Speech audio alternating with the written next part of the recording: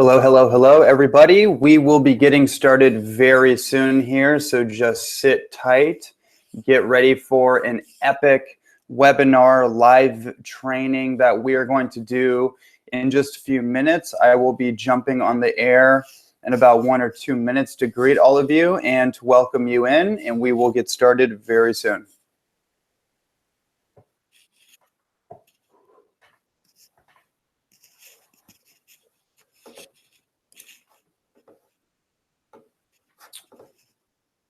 Hello, everyone. Welcome to the call. If you can hear my voice, hit the chat box yes for me.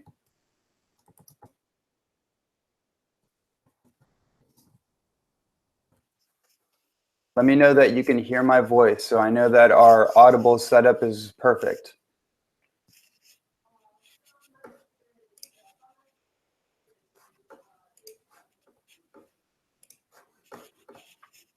Hello, hello, everyone out there. Can you hear my voice?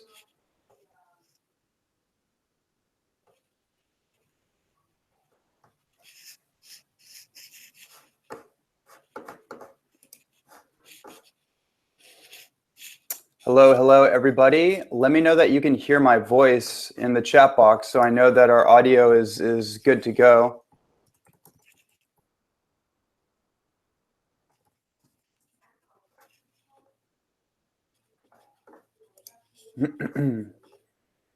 Hello, hello, hello.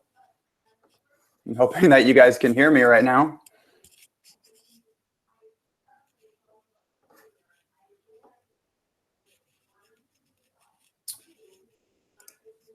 Please let me know if you can hear my voice right now.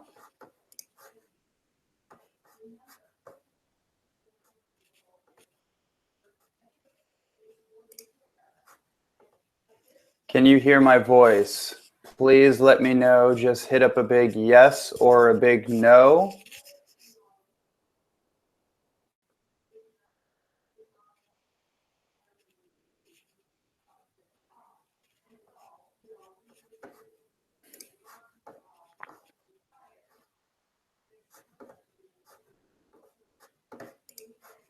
Wonderful. Okay, that's all I need to know. All right, wonderful. So we are going to get started in just a few minutes. I wanted to welcome all of you onto the call and say that I am super excited for today's call. It's going to be epic. We have so much to dive into, so many unique, interesting insights and personal insights that I have come to over the trajectory of my life, and just things that I have organized as a transformation coach, because I'm working with clients all the time on very intimate, their personal experience where they're meeting a threshold in their life. Whether that threshold is a personal one, it's always a personal one of some sort, but it's a relational threshold. It's an intimate relationship that they are at odds with. They're not sure how to move through it, how to navigate the waters of their relationships. They have an emotional and psychological entanglement. They want to achieve more mental mastery and emotional mastery. They have various health conditions that they're working through. And a lot of entrepreneurs have been reaching out to me, specifically entrepreneurs in the health space, to create their business or to evolve their business. And they want to work with me on many different levels. So I've organized 7 principles that are extremely important for what I'm really focused on, which is not really any of those things. Those are just kind of details of any particular situation somebody may find themselves in. I'm more focused on transformation. And transformation takes place on the edge of our comfort zone. And sometimes in our life, we will be pushed up against our discomfort, against our razor's edge in whatever area of our life that we have been avoiding growth. We've been avoiding personal development. And that's a lot of what I'm going to be talking to you guys. Actually, in the first principle that we jump into, that's what we're going to dive into. And then we're going to flush out some amazing information that I think each one of you is going to be able to take away with you in your life and just easily apply it to whatever area in your life that is the highest priority and needs the biggest magnifying glass. Or maybe you've been putting the magnifying glass on certain parts of your life to the point where you're exhausted. You're emotionally and mentally exhausted of always processing things, always analyzing your life, and always feeling like you're broken, right? That you constantly need healing. You need to be fixed. We're going to talk a lot about that and how to get out of that whole tightrope. You don't need to be fixed. You're not broken. You are perfectly imperfect just the way you are. And I'm excited to dive into all this with you. So sit tight, get a glass of water, go to the bathroom, make sure your internet connection is good, all that kind of stuff. We're going to get started in just a minute or two.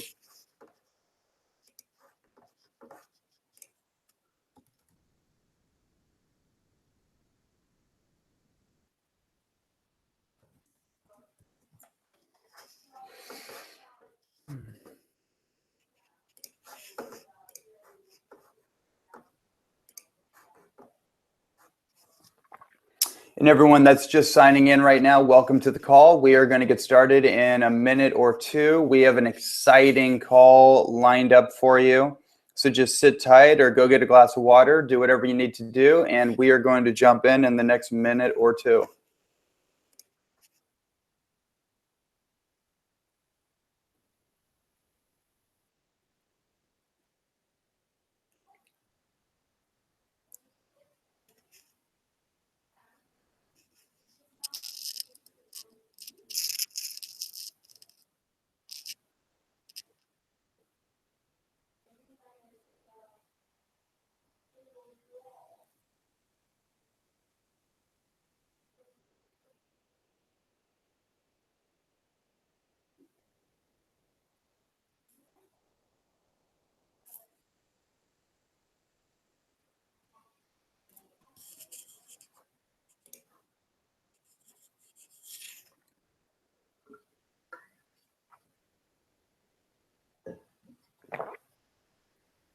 Welcome to the call. This is Ronnie Landis. We are going to get started in just a minute.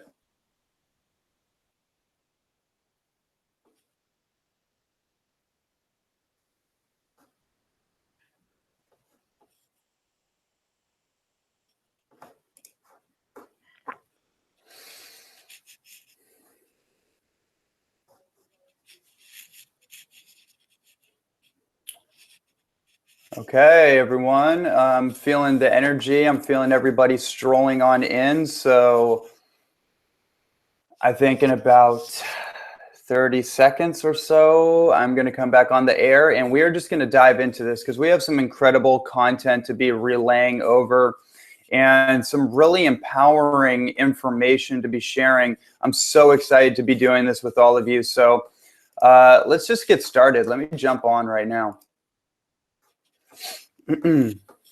Okay, there we are. So if you guys are excited about today's live video webinar, please let me know in the comments box. Let me know that you're here. Let me know that you can hear me. I think everyone can pretty much hear me, it looks like. Let me know that you guys are excited to be here. This is going to be a super value-packed call, and it's just something that I wanted to do completely for free. No hidden kind of strategies or upsell tactics or anything like that. I just really wanted to get on here and share some incredible principles with all of you and give you some value that you can take with you into your life and really make the most of your life, because that's what my work is all about. It's all about helping people make the absolute most of their life from a holistic health and nutrition perspective, but also applying the principles of life mastery and how to transform your life, how to metamorphosize and alchemize your life from where you think you are and what you believe is possible for your life, and quantum leaping that to uncalculatable heights, to experiencing life in a way that you never knew was possible. That's what transformation is about. You know that you're on the cusp of transformation because it's always surprising to you, because you don't see it coming. It's not predictable. It's not something you can plan out in some kind of mastermind or blueprint or something like that. It's something that you actually have to follow out by faith, and you develop skills in your chosen vocation, your chosen direction in life. You develop the skills, you develop the discipline and the ability to focus on your priorities in life. However, the transformation occurs when you open up to life and you allow life to guide you in directions that are non-linear, that are not step-by-step and logical. It's actually irrational intelligence, intuitive intelligence that we have to get used to. And so I'm going to allow that to be the preface for what we're going to dive into. I'm going to check out, see everyone here. Awesome. We've got an amazing group of people. More people are signing on. So I think it's time to just jump in, right? And as I'm laying all these principles out for you, some of these I'm going to dive in a little bit deeper than others. I laid out the 7 keys to experiencing your next breakthrough. And I'm going to dive in a little bit deeper than I am with others, just for the time's sake. And also, if you guys have any questions, or there's something going on in your life right now that you want a little bit of insight on, put it into the comment box. Put yourself out there. Be authentic. Be vulnerable. Allow yourself to be seen. And let me know what's going on so we can share that with everyone, and we can create an insight that's going to be collectively beneficial for everybody that's involved in this call. So the first place that I want to start is, it's principle number 1, possibly the most important of them all. And I think that's why I just wanted to start with number 1, make it number 1, which is forgiveness and embracing your phobia of fear. Now, let me unpack this for just a little bit here. Forgiveness is probably the most important type of energetic, emotional type of work that we can do in our life. It's probably the most important healing work that we can do, is getting really comfortable with this idea of forgiving other people, and ultimately, more importantly, forgiving ourselves. Oftentimes in the work that I do as a transformation and health coach, and when I do public lectures, or when I'm working with people on the internet, or I hear people's stories, I can't help but notice how many times people are stuffing their emotions, and they're stuffing certain things that have happened to them in their life. They are creating shields over their wounds. And as I chunk that down in the layers, especially the coaching work I do, as I go back the layers with people, I unravel the layers with people and get closer and closer and closer to the root of whatever is going on with them. I always find that there's a lack of forgiveness. There's an inability to forgive somebody else that may have done something to them, or they have a story, they have a memory imprintation about something that had happened to them earlier in their life. Oftentimes it's when they were a little child, and then that event, say their mother yelled at them, or their father, I don't know what, outcasted them in some shape or form, or something happened, their sister, their brother, their teacher, I don't know. There's all kinds of interesting examples that come up as you go down the layers. But ultimately, somebody has a story about a memory, about an emotional catalyst that was imprinted upon them in their life. And they're basically playing that story out over and over and over, and they're recontextualizing that story as they move forward, to the point where the memory is actually no longer accurate to what actually happened. Let me say that again. Oftentimes, we will remember something in our life, and we change the story just a little bit as we go through life, because we're changing. So we actually start to remember something different than it actually happened. We code it over with certain preferences. Say if we don't like somebody, for example, we dislike somebody, we'll start to coat that over with a preference of, oh, I don't really like that person, so I don't see the good in the situation, or I don't see how that benefited me, so I'm going to cover that up and just coat it over with more references for why I dislike this person, or why I'm a victim, why this person did this, so on and so forth. But behind that is always something going on with that person where they actually need to forgive themselves for something, for participating in that situation.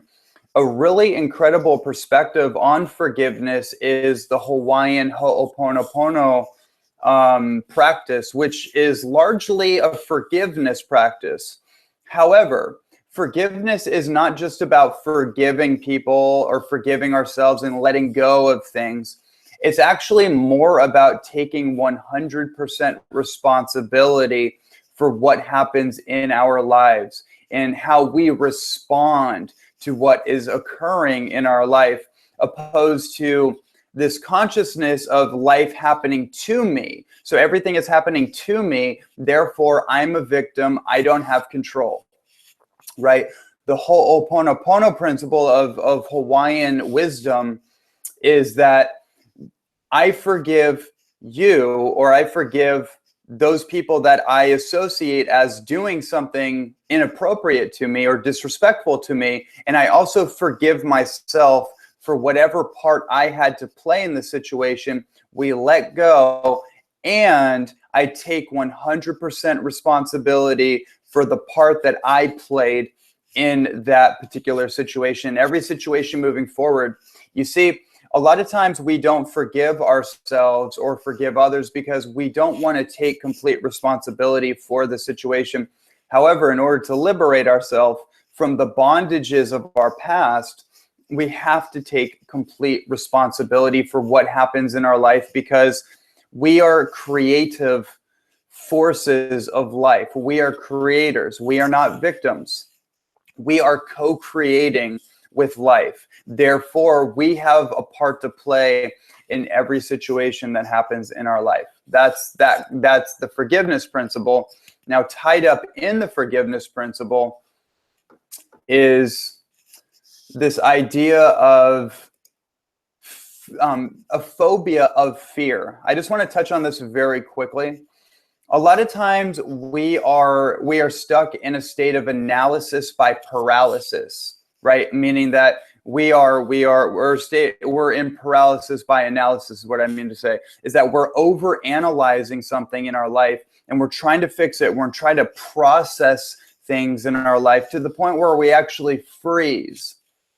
We actually freeze up, and we're incapable of taking the next necessary action step because our nervous system has become conditioned in a state of fear.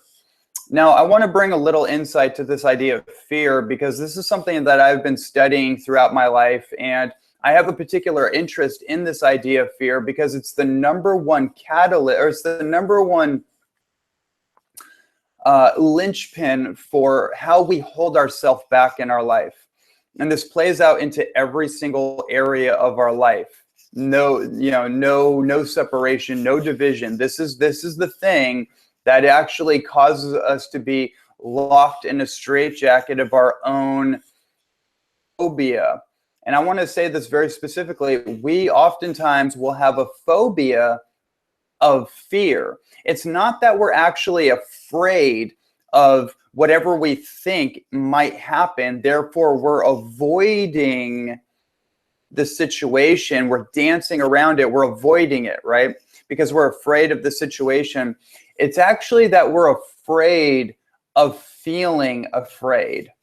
It's a paradox. The human experience, by the way, is largely a paradox. It's not logical. It's not linear. It doesn't always make sense, especially when you're dealing with emotional entanglements, right? Oftentimes, we're afraid of feeling afraid. Therefore, we tell ourselves a story that we're not afraid. Yet underneath the curtains, underneath underneath all of that, there are the sensations of fear, but we've just stuffed it down. We've medicated it. We've sedated it. We've just stuffed it down layer upon layer to the point where we can only feel it a little bit, and we feel it like mild anxiety. We feel it like a little bit of stress, right? Stress is also a code word for fear.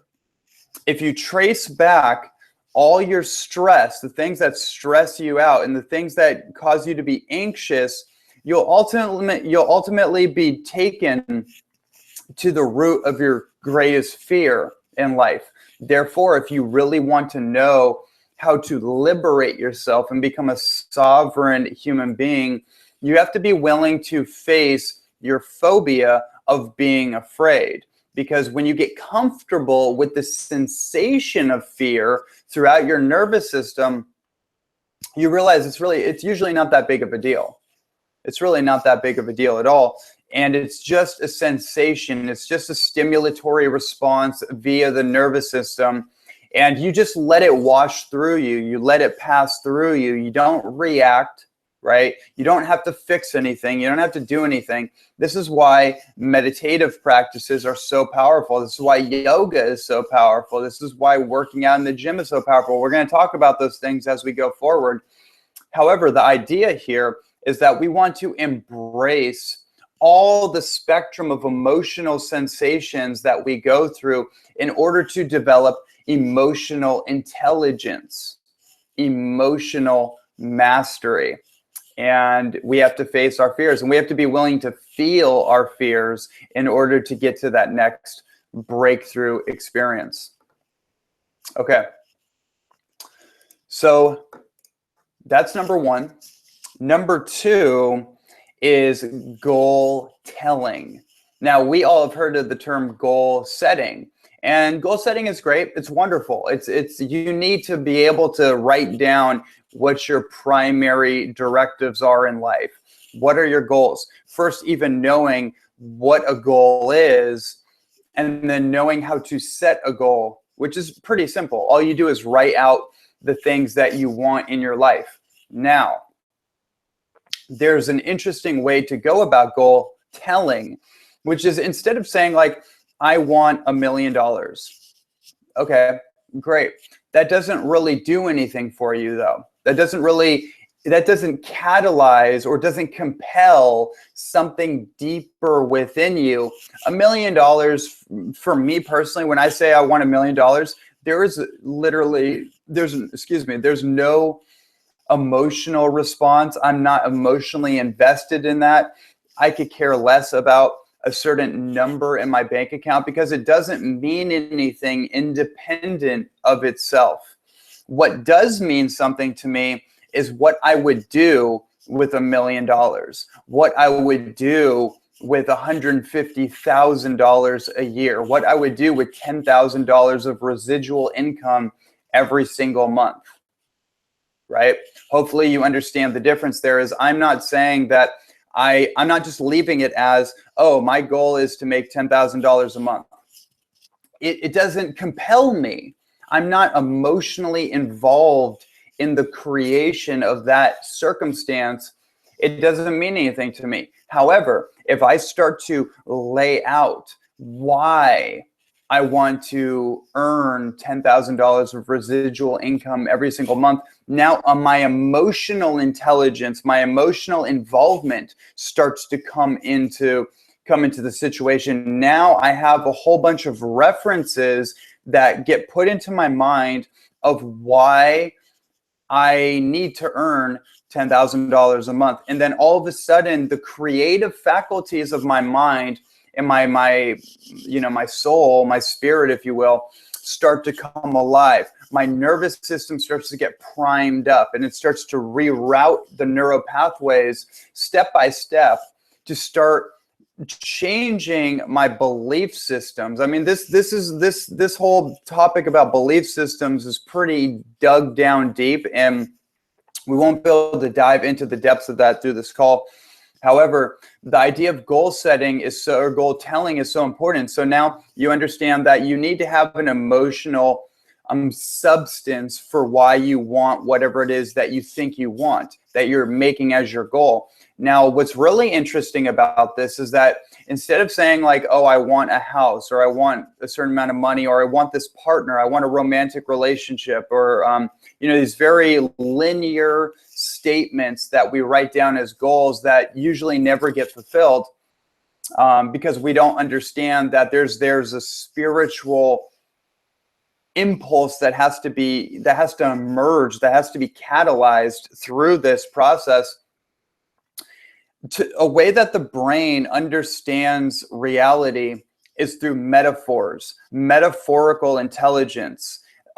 So what you actually want to do with goal telling is that you actually want to tell a story about how you are already earning that particular amount of money through a storyline. It's actually a story that you're creating that emotionally and mentally, coherently, succinctly involves your creative faculties into the creation of that particular situation that you're wanting to manifest, right?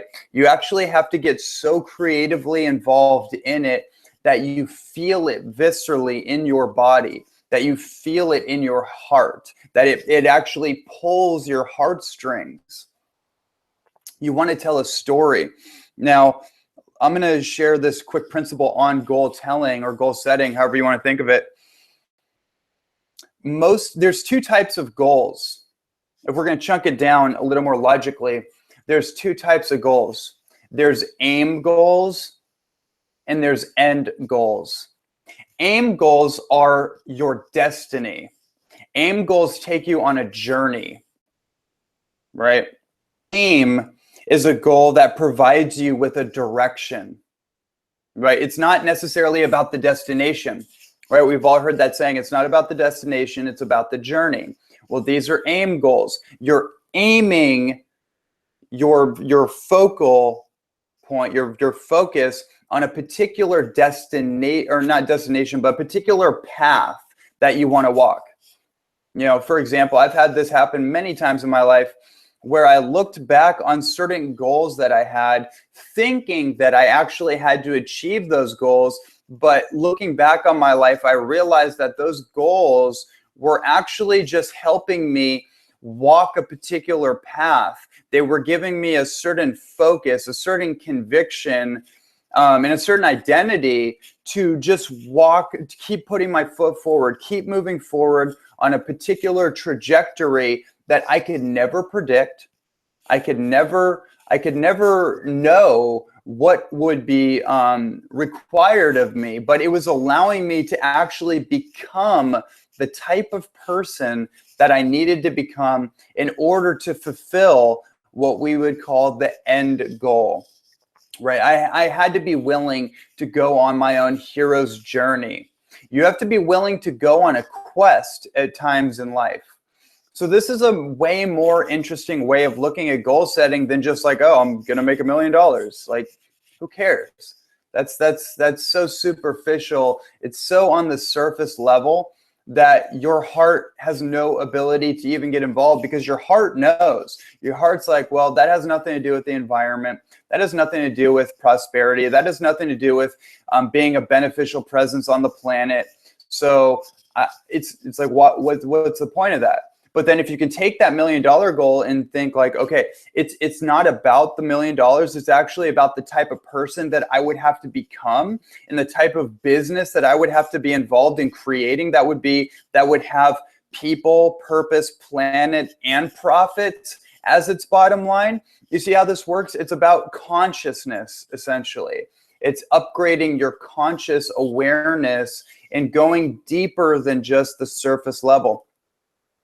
And then the end type of goal is basically what most goal setting is all about, which is I'm going to earn $1 million.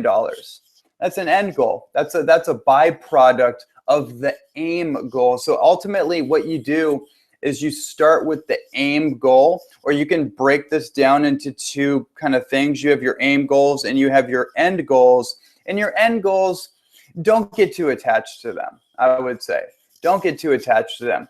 Allow them just to be goals that you have that lead you in a focused direction, but focus more on your aim goals, because your aim goals are about your own personal evolution.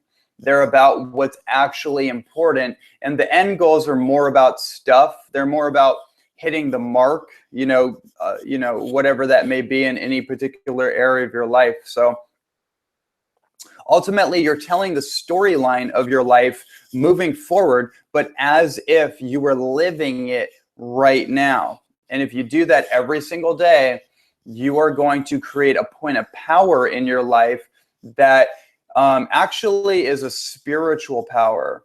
It's a spiritual power. This is one of the most powerful kind of principles and insights that I could kind of relate to you.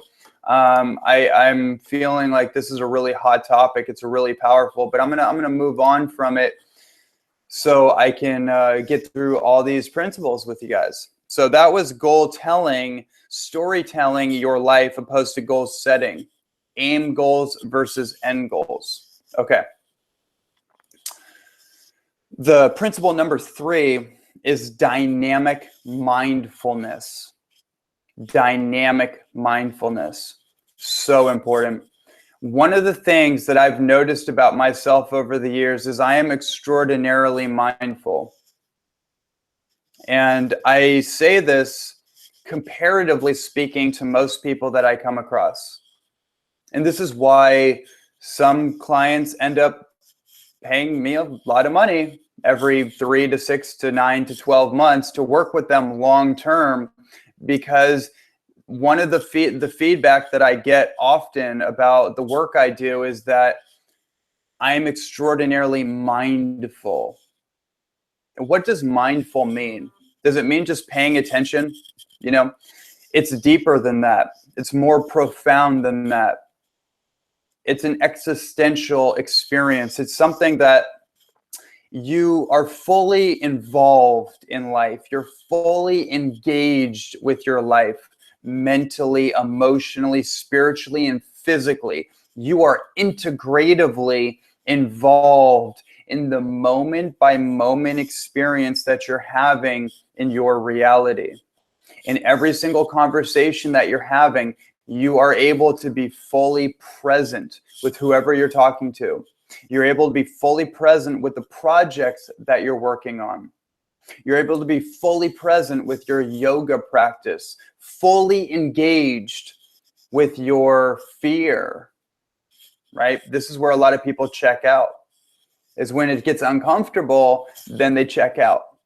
They're not fully engaged. However, if you can practice dynamic to pay attention to what you're paying attention to. And Michael Beckwith has a great saying that I kind of stole from him. I take it from time to time, which is, do not find yourself with an intention deficit disorder, right? Most people are in an intention deficit disorder. They have no intention for their life. They have no intention for their day. They have no intention for their workout. They have no intention for their relationship. They have no intention for their business or the job that they work at, right? See what I'm saying? You have to become fully engaged with your life. You cannot be a spectator, slightly participating with life. You have to play full out. You have to be a participant to your own transformation. It's not just going to happen randomly. You have to actually carve out a blueprint for your life. And that's part of principle number 2, which is storytelling. When you storytell your life, you tell the story of your life, you are fully engaged with that act, with that activity, right? That's an example of dynamic mindfulness, right? Being mindful of your surroundings, being mindful of your inner environment, what's going on with you emotionally. Dynamic mindfulness. This will take your life to a completely new level if you can practice this each and every day. Meditation is so critical, especially right now with all the cosmological, astrological fluctuations going on, all the energetic shifting, everything that's going on energetically, electromagnetically in the human body with the geomagnetic vibrations of our earth that are shifting right now. It can be very easy to feel destabilized. So the way that you bring that in is back through the breath. Boom. Immediately back into the moment, back into the holy flow of hypersynchronicity. And if you can become more present to your life and pay more attention and slow things down and calm down, your life will start to speed up. The results that you want to create in your life will start to speed up the more you can calm down, relax. One of the things I find people, it's almost a challenge sometimes being around a lot of human beings, because they're so, most people unfortunately are so hyper stimulated. They're so conditioned for fear and worst case scenarios as the immediate probability in their life. They're so conditioned to avoid miracles at every cost, that they're constantly reacting to everything. And I can feel them totally like about to blow a fuse. And I'm sitting here just totally just relaxed. For example, a great example of what I'm kind of feeling right now as I'm sharing this is that you could be standing next to somebody at a bus stop or at a cafe or even at a lecture,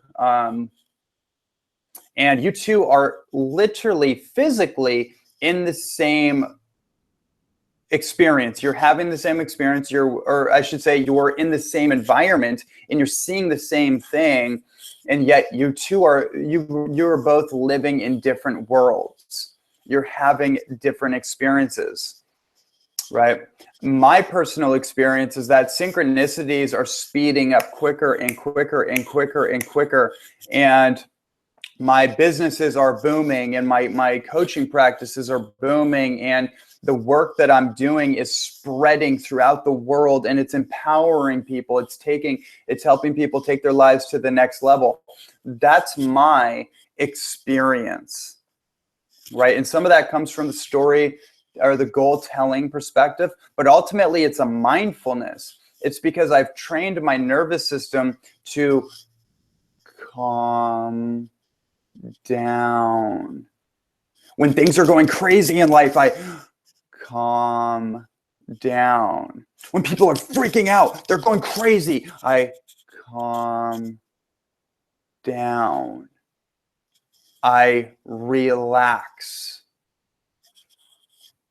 And that's sometimes the best advice I can give people when they're going outside of their, better judgment, I might say, is just relax. Relax. Nothing is under control. So just relax. Life will come to you if you can relax. Okay, let's move on. I think I could hit that one for quite. I could rant and rave on that one for quite some time. Let's see what's going on in the question box. If you guys have any questions or you want clarity on something, feel free to drop a comment in the comment box. By the way, I want to make sure that people get as much as they can out of this session we're doing together. Okay, so principle number 4. Principle number 4 is optimizing your particular nutrition strategy. So this is so critical, and everyone that follows me knows that I have a hyper focus on nutrition as my main vehicle for my work. And I'm not going to spend too much time on this. I have incredible programs like the Holistic Health Mastery Program, which is really one of the most powerful, if not the most powerful, online holistic nutrition certification courses on the internet. You can find more information about that at holistichealthmastery.com. If you're really interested in that program, feel free to send me an email or a private message on Facebook, and I'd love to discuss that more with you. But the point I want to make with this is that when we're getting into nutrition, oftentimes people, they're hopping around from one thing to another, hopping around from this yo-yo diet to this thing, or this raw food thing to this vegan thing to this paleo thing to whatever. And I think the one thing I want to just share about this principle is that ultimately you want to get to a place where you're optimizing your particular nutrition strategy. It's not going to be based on the book that you just read. It's not going to be based on somebody else's ideology, somebody else's perspective, because that's a moving target. It's something that's constantly in movement, in motion, and you're constantly in movement, in motion. You are a dynamic, creative human being that is constantly going through hormonal fluctuations, brainwave fluctuations. Your nervous system is recalibrating itself right now. I mentioned a lot of the geomagnetic and electromagnetic fluctuations going on in the world, in our bodies, and all the different environmental factors that are influencing these hormonal fluctuations. You're a changing human being all the time. So what you required a week ago may look different today. It's not going to look dramatically different. It's not going to be one extreme to another. It might be one little thing, one little natural supplement, one superfood, one particular macronutrient or something like that. It might be some ingredient in your smoothie where you put something in and you take something out. Ultimately, the idea here, though, is that you want to have a focus on what optimizing your nutrition strategy looks like, because then you have a focus. Most people in nutrition, the nutrition world, they don't really have a goal associated with what they're doing health-wise. So it's almost like random. It's like sporadic. They're throwing this thing in and this thing in, and it just kind of like over time the experiment goes out of whack, and your digestive system gets out of whack because you're just doing way too many things and you don't really have any particular focus or goal or trajectory that you're on with your nutrition strategy. So the whole point of having a nutrition strategy is that it complements all the other major priorities in your life. It's not so food becomes the biggest priority. It's that it helps you channel life force energy in your physical body in a way where you become more optimized to be able to carry out the necessary tasks of your day in a more empowered and laser-like focused way, right? And in a way where you have more energy. That's what it's all about. So the mind shift here is that you just want to tweak what you're doing mentally and look for ways that you can modify your particular strategy to match the goals that you have. And if you're not sure how to do that, then you can come to somebody like me. I can help you on both fronts. I can help you dial in what your actual goals are and how to optimize them, how to optimize your nutrition strategy and dial that into the T. I do that for people every single day in my coaching work with incredible results. And you can go to, well, I'll just, if you're interested in doing that kind of work with me, just send me a message. I didn't prepare any links or anything before this call because I really wasn't concerned about promoting anything. I was more concerned about getting this information out there. My website is ronnielandis.net, and I have tons of amazing content on there.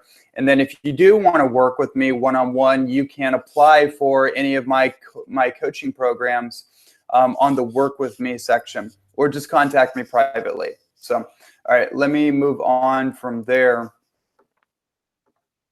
Okay. And let me know, by the way, everyone, let me know if this is super helpful for all of you.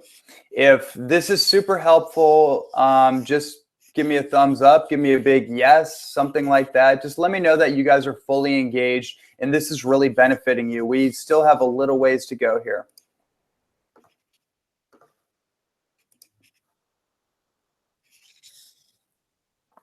Take a deep breath here. Okay, awesome, wonderful, great. Okay, principle number 5. Principle number 5 is increasing your positive saturation point. This is so important. It's so it's underutilized.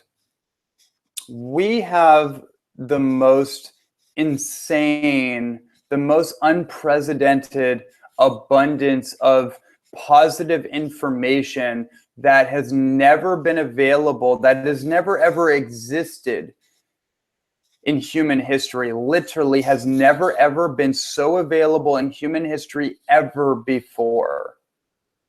Saturation point is where you saturate yourself with positive, useful, and empowering insights, information, audio tapes, lectures, webinars like this, podcasts, books. You saturate yourself with it. You encompass yourself. You allow yourself to be consumed by positivity. That's what it means to increase your positive saturation point.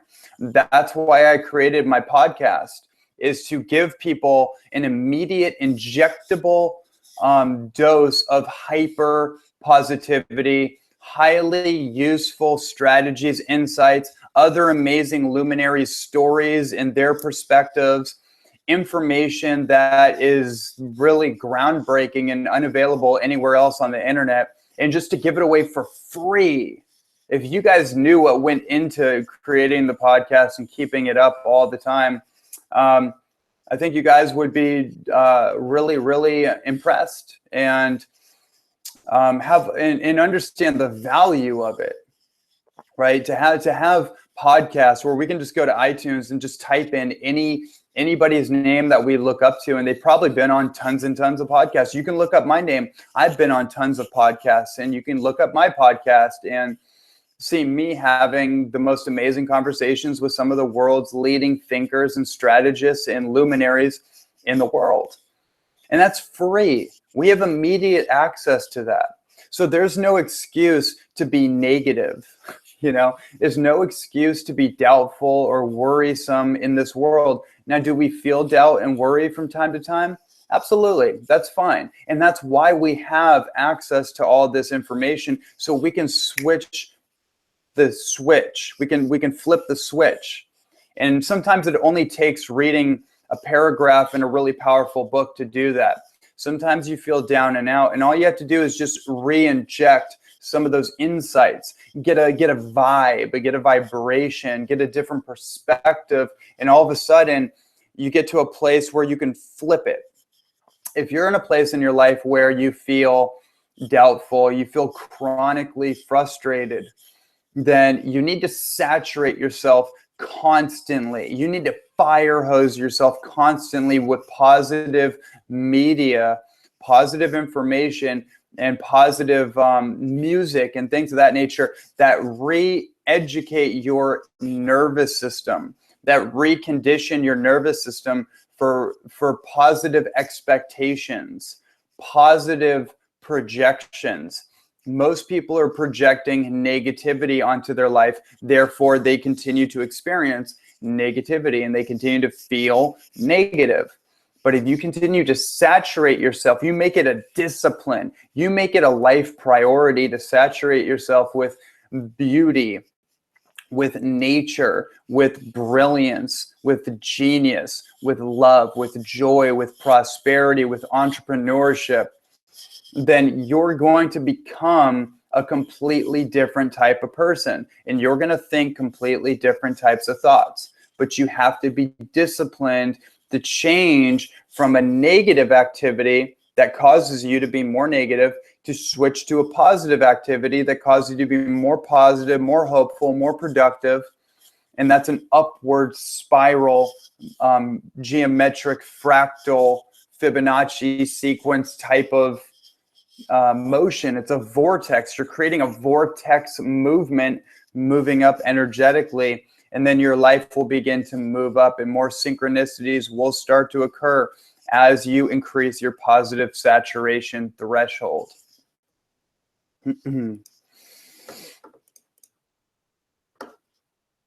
Okay, we are almost there. So number 6 is pattern interruption and accurate communication. And these things go hand in hand. So whenever we are stuck in a pattern, whenever we're stuck in a pattern, our brain is looping something. We're in a negative loop of some sort.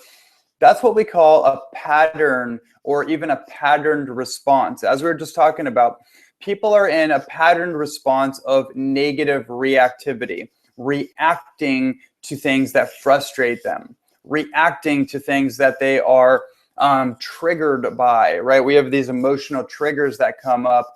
And these are just patterned responses that are based on trauma and wounds and fear and these things that have been crystallized in our neurophysiology.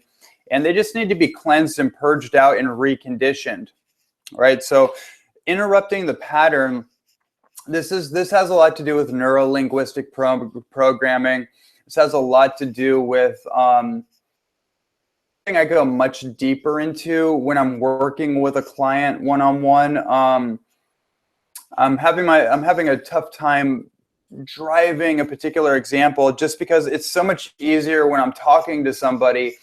I can get a feel for where they're actually at, and immediately through synchronicity, I'm able to jump in there and help them interrupt a particular pattern. So I guess a good example of this would be when you're telling a story, or somebody you know is constantly in a loop. They're telling a story like, oh, this always happens to me, blah, blah, blah, blah, blah. That person needs to be able to inject a dose of something into that loop, into that pattern, to interrupt the pattern. Say, for example, as a coach, I may have different ways of doing that. I may know somebody, I may be working with someone who's always in that loop, and then I may find a way to interrupt their pattern. It's like shocking the system. I may interrupt the pattern by just jumping in right away, in different ways. It's something to shock and interrupt that pre-programmed loop that is just going on autopilot oftentimes, right? There's a lot of interesting examples. I'm going to leave it up to your own intuition, your own intelligence to kind of derive that meaning for yourself.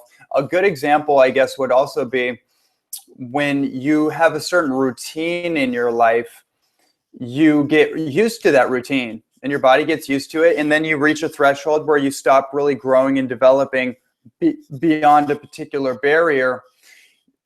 You need to be able to shock the system, like working out. You have to be able to do different things in different levels of intensity. You have to interrupt your typical pattern in order to increase your threshold, in order to break through to the next level, right? That's a good example. It's basically, you have to challenge yourself. You have to continue to challenge yourself each and every day, because that's what keeps you alive. Feel alive. Is this ability to continually push your edges, continually get out of your comfort zone, get comfortable with being uncomfortable, and then to continue to up the ante every day as much as possible. Get into situations where you feel uncomfortable in a positive way that's going to help you grow. Like a great example is taking cold showers every single morning. Well, most people are used to taking warm showers. So if you do cold showers every morning, imagine the pattern interrupt. Imagine the shock that you feel. But I'll tell you what, as soon as you get out of that cold shower, you're going to be feeling like $1,000,000. You want to start making $1,000,000? Start doing cold showers, because you're going to start feeling, right? That's a great pattern interrupt. Now, the other thing I mentioned with this one too is accurate communication. When I'm working with a client, I notice I will pay attention to their communication. I'll pay attention to their verbal communication, which is what they're actually saying to me, the words that they're saying. I'll pay attention to their tonality, which is the emanating vibration of the words they're saying. It's the feeling behind the words. I can get a feel for where they're at. For example, if somebody tells me, like, I ask them, how you doing? They're like, oh, I'm doing great. It's like, I can clearly tell that there's something going on with that person, right? Because their tonality is actually speaking louder than their words are. The words are often just an approximation based on the English language of what is actually being communicated. Your physiology dictates about 55% of your nonverbal communication as well. So what your posture, your body language, the way that you're existing in your body is communicating a state of feeling that you are currently experiencing, right? And auditory communication and a number of others that aren't necessarily as relevant, more having to do with taste and smell. But that's the idea, is that accurate communication is so important. Accurately communicating how you feel and what's going on with you, not only to another person, but to your conscious brain, to your conscious awareness, is so important, because oftentimes we tell ourselves stories, and that story becomes a loop. That story becomes a pattern that goes on autopilot. And if we're not practicing dynamic mindfulness, then we won't be aware of the pattern. We won't be aware of the story that's on repeat, that's actually controlling the context of how we are experiencing our life, right?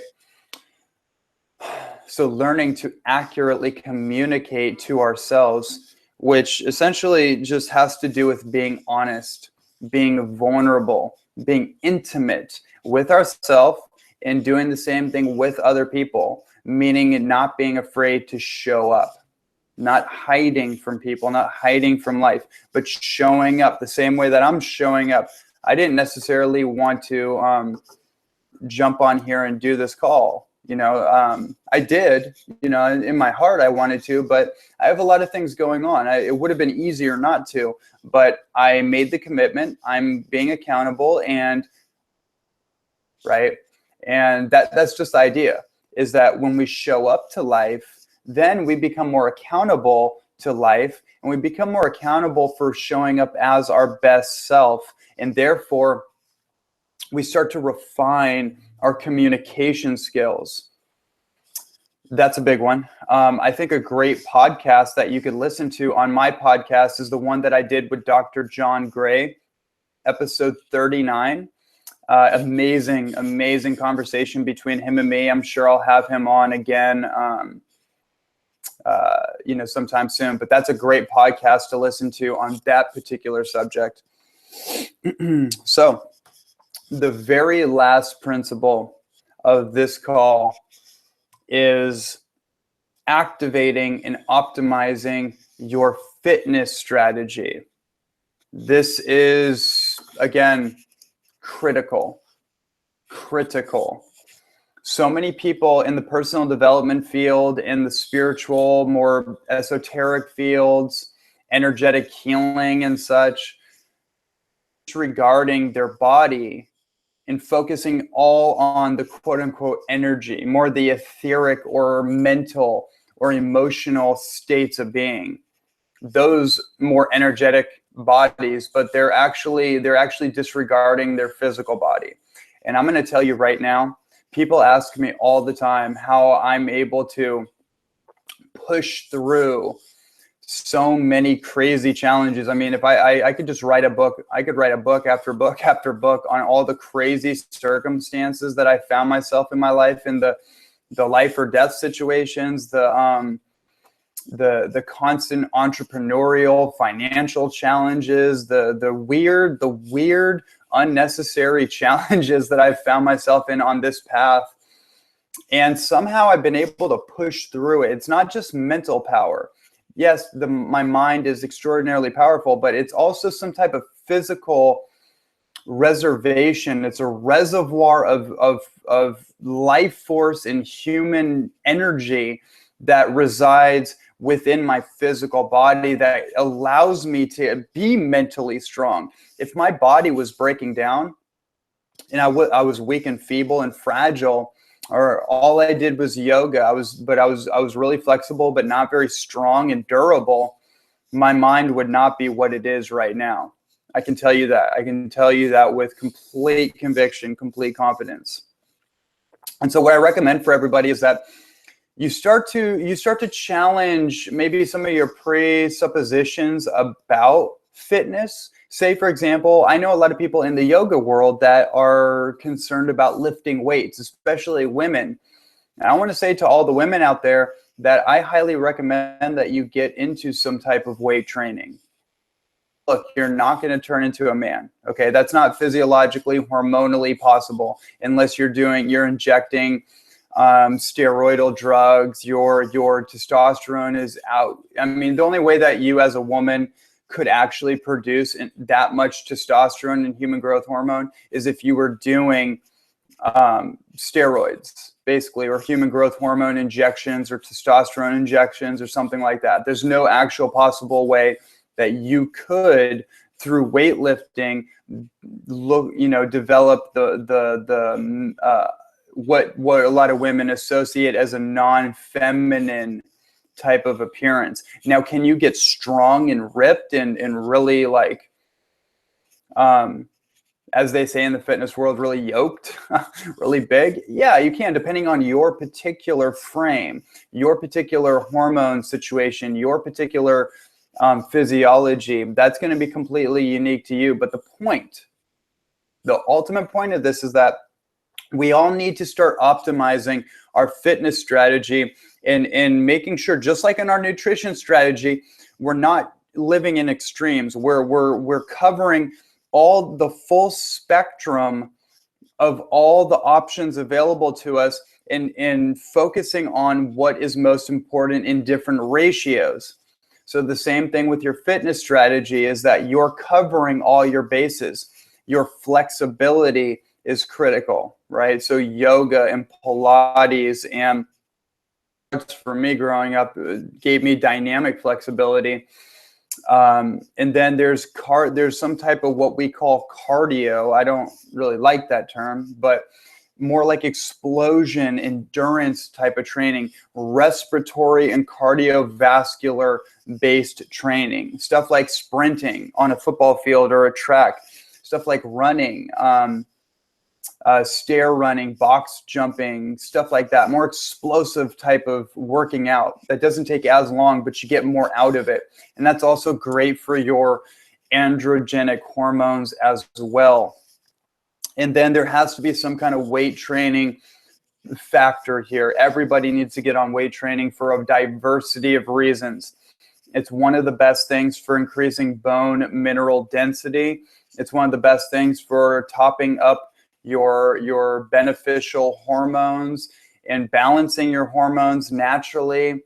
Actually, it's great. Like, all forms of exercise are really powerful for brain tissue formation, myelin growth, glial cell production, your ability to learn information, your ability to become like neuroplastic, as they say, neurogenesis. This is all basically brain cognitive development, protecting your brain from neurodegenerative conditions, and increasing your intelligence, increasing your ability to learn and memorize information, increasing your mental performance. BDNF, brain-derived neurotropic factor, is activated upon exercise and intense exercise. So switching it all up, and the way that I go about it, the way that I optimize my fitness strategy is I have a schedule. I schedule it out week by week.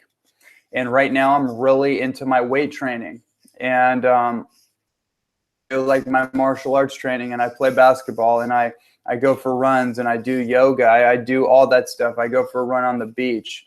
I get into nature. I do my meditation, like it's not always easy. And sometimes I slip on certain things, but I try to cover the spectrum of available options to optimize this human vessel from all different areas as much as possible, because that's my top priority in life, is to be the most optimum version of myself humanly possible.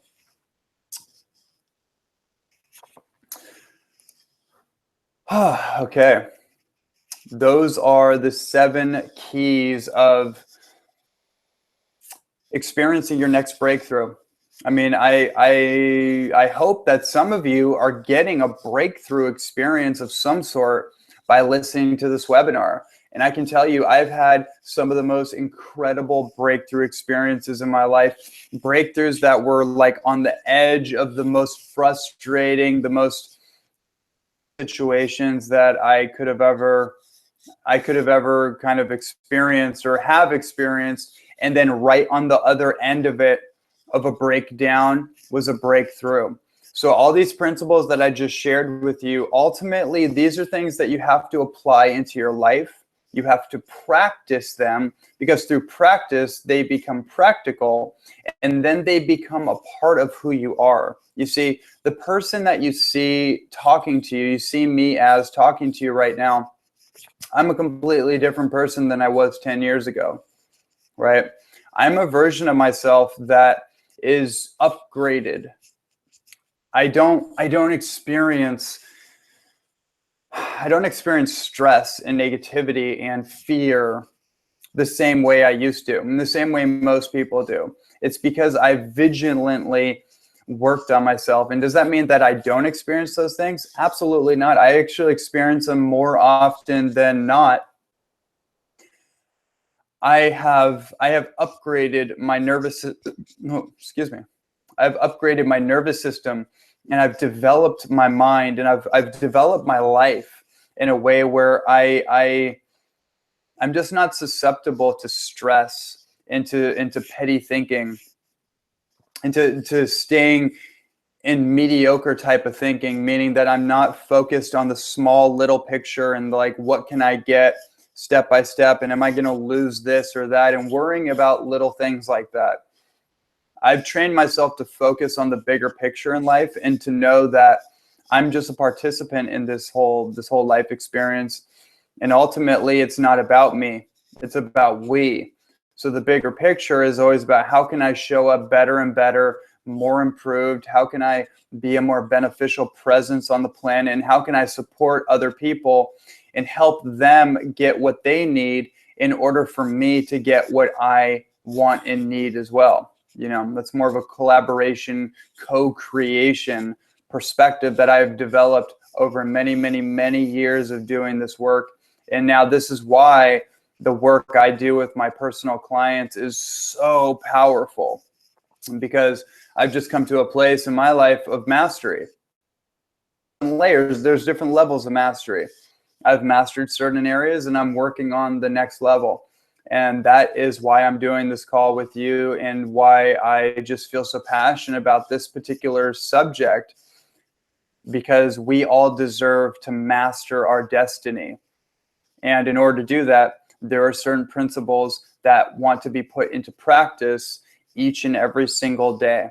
So I hope this was super helpful for you. I hope this gave you new insight and perspective, and allows you to see life in a different way, and allows you to see your human potential in a brand new and renewed way. So with that said, thank you everyone for joining me on this live training call. And yeah, this is Ronnie Landis signing out. Aloha.